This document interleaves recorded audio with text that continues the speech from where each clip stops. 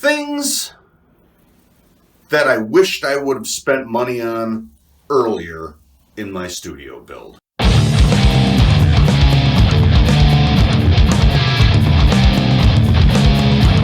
this thing works out well, I want to try out, they have the UF8.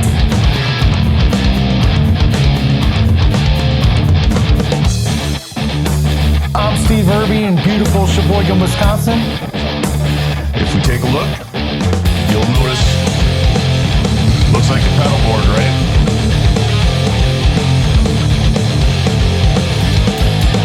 Okay, and so we're gonna set it in here. Then you just kind of eyeball it up. Makes a lot, it sounds kind of crazy, but it actually does work really well. If you guys haven't heard of Pedal Genie, you should check it out. It's like Netflix for stomp boxes now.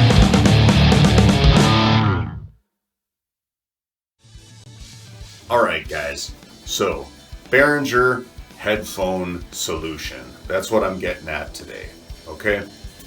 And before everybody starts going, ew, Behringer. Yeah, there's things I won't use the Behringer stuff for. There's things I used it for that helped me out early on when it's all I could get. And it did help for that. It's not always horrible stuff. But this is just personal monitoring. If there was one headache I had when I started this studio, it was that I had two headphone feeds. I could make two separate headphone feeds. But you have two separate headphone feeds, and at least if you're doing a studio in a situation like I am, where you have live drums and bass and guitar and vocals and whatnot, you need more than two mixes because you can't get 5 minutes into anything and 1 out of the 4 people is complaining about the headphone mix. It's gonna get you. If it hasn't yet, it will, and I wish I would have invested in this earlier than I did, but I got it now. And man, the headaches have been gone for a while, and I really appreciate it. It's really going to be like 2 or 3 or multiple pieces of gear that you're going to need, depending on how large of an installation you have and what you want to build. It's modular and expandable. So first off, it starts with a rack mount unit, the P16i. All right, so here's a look at the Behringer P16i. This is the input module for the whole monitoring system. Now the signal from your DAW is going to come out into this. Now you have the choice of 16 analog inputs, and as I forgot to mention earlier, also you can bring in 16 channels via ADAT as well, which is pretty damn convenient. So from the left, you've got channels 1 through 16. These are your inputs.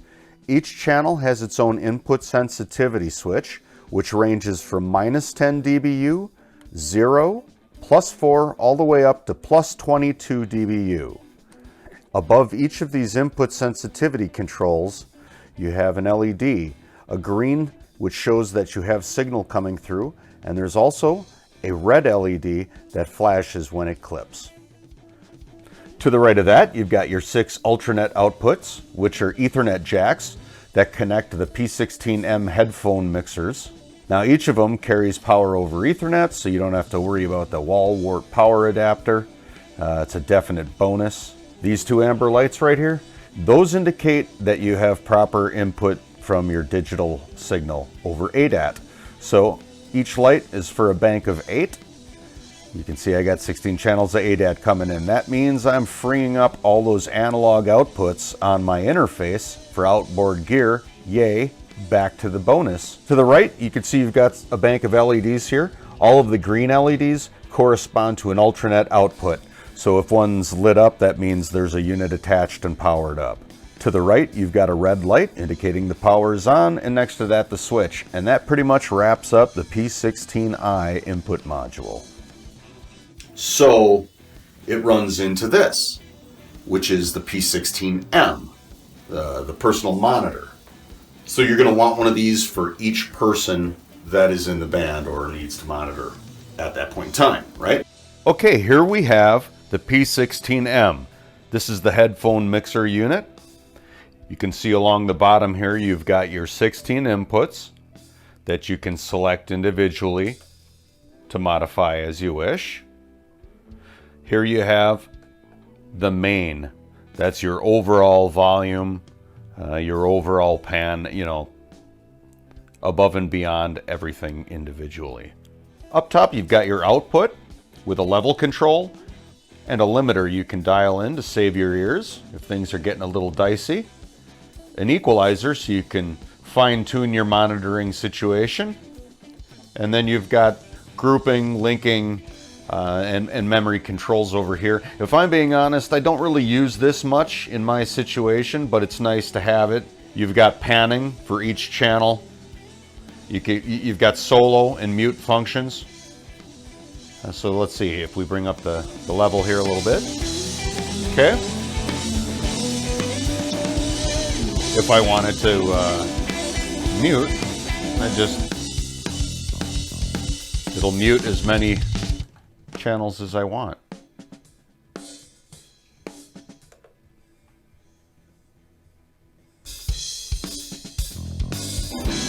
Okay. Likewise, if you want to get into doing solo, you want to hear one thing specifically, just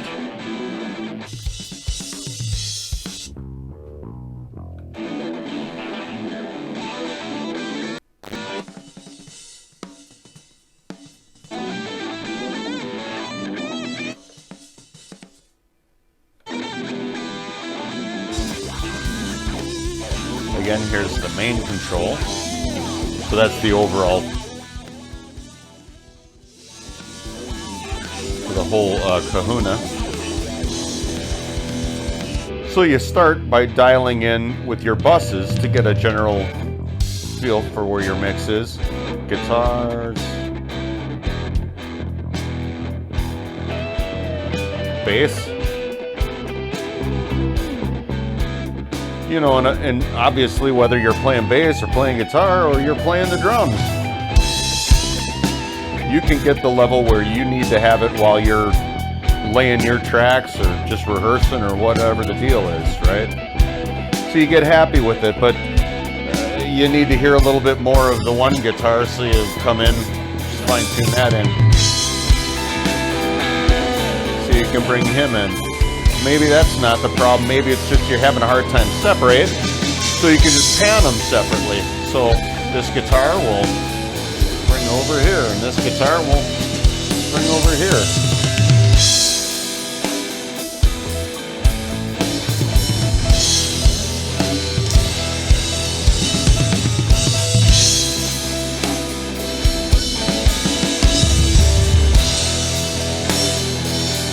You know? I need more thump.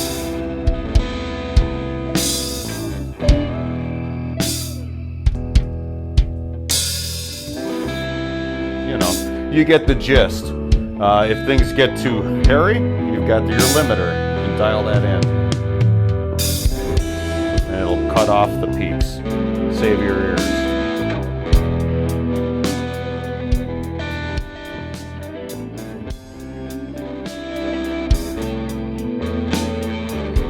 That's about it. Other controls, if you tap it, we'll go to the main. It's a mute. Click it in. That's the same for each of the channels. Same thing with panning. Remember we had these panned? Click that in, it'll zero you out. And that's a look at the P16M personal mixer. It's got two 1/4-inch line level outputs out the back, as well as a TRS headphone jack and two Ultranet outputs. So you have one coming from the main unit, and then you have another so you can daisy chain if you need to. And that's about it. And like I said, it's gonna save you headaches. Trust me. Trust me. Okay, so you've got the P16M, you've got the P16i in the rack. With that, you can run 6 of these with power over Ethernet. Now you can daisy chain these. However, every unit after the first will require its power supply to function. But you have 6 outputs from the P16i that will power 6 of these. If you need more, all you need to do is add the P16D. Here's a look at the P16D distribution hub. We've got a blue Ethernet cable coming in on the left-hand side. That's from the Ultranet out on the P16i. You've got an amber light indicating that you've got a positive signal coming in. Next to that, we've got 8 individual outputs, all with power over Ethernet, and a green LED indicator light signaling positive connection to a P16M personal monitoring unit. So with 8 of these per output on that P16i, real fast, you're starting to see just how large you can scale this monitoring solution with just one P16i. And to boot, you can ditch all those wall wart power adapters because you got power over Ethernet. Totally worthwhile, guys. Totally worthwhile. It will solve so many problems when you can just say, oh, you fix it yourself. It's right in front of you. Get what you want. And it's out of your hands. You can go back to doing what you need to do at the console. There are higher priced options out there if that's what you're looking for. I don't know about you, but I'm on a pretty tight budget. This does a utilitarian job, right? Everybody puts on some ISO headphones, start tracking. All right, guys, that's going to be it for today. I hope you got something out of this that was useful and can help you save your head from aching, because that, my friends, was the point of this episode. Hopefully we'll do a few more of these. We'll see how you guys think. Let me know down below. You want me to do some more videos on things you should spend your money on first, or not spend your money on, or whatever? Let me know. With that, do me a favor, man. If you could give that like button some snoogans, that'd be great. Gift Rock out.